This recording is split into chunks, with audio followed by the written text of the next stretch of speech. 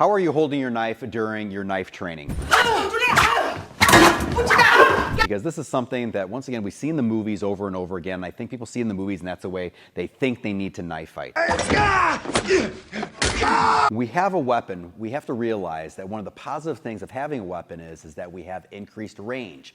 And if you have a negative grip right here, okay, you are decreasing your range right here. Positive grip will increase your range. So this is a positive grip. This is a negative grip. If I have Casey come on out here, and we're just going to handle a situation if it's a knife-on-knife kind of a situation.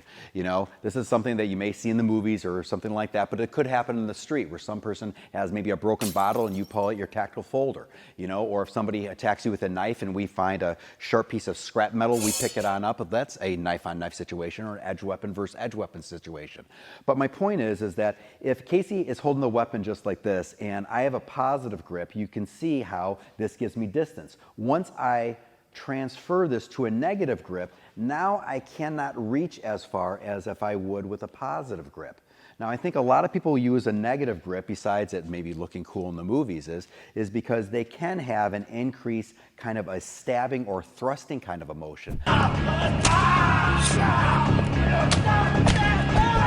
But remember, most altercations are going to start out where we have a little bit of distance right here, a little bit of range. And if we have that, then my main thing that I'm concerned about is having an extra reach within the weapon right here. My first goal is to make sure that I defang the snake or cut the person's hand. That's going to lead to an immediate defensive and offensive move where I'm not just able to defend myself, but disarm him as well. I can't defang very well if I have this negative grip. Sure, yes, I'm sure people can say that I can come down right here, come down right here, but I'm telling you right now, it's very, very difficult. Holding the positive grip is the way to go right here.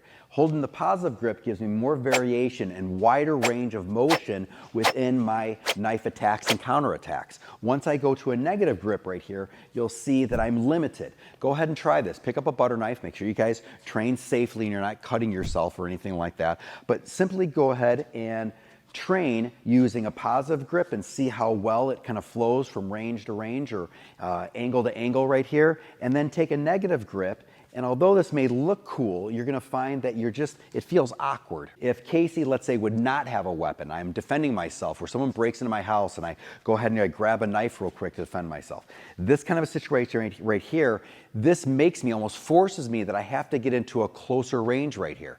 Remember, our goal is that if we have the longer weapon, in this case, let's say I want to make sure that I stay at a longer range right here, a safer range. So if he wants to come and attack me, I can go ahead and slice him up as he's coming on into a closer range. If I have this negative grip, I'm forced to get into this range where I can use the main pro of this negative grip, which is that stabbing motion right here.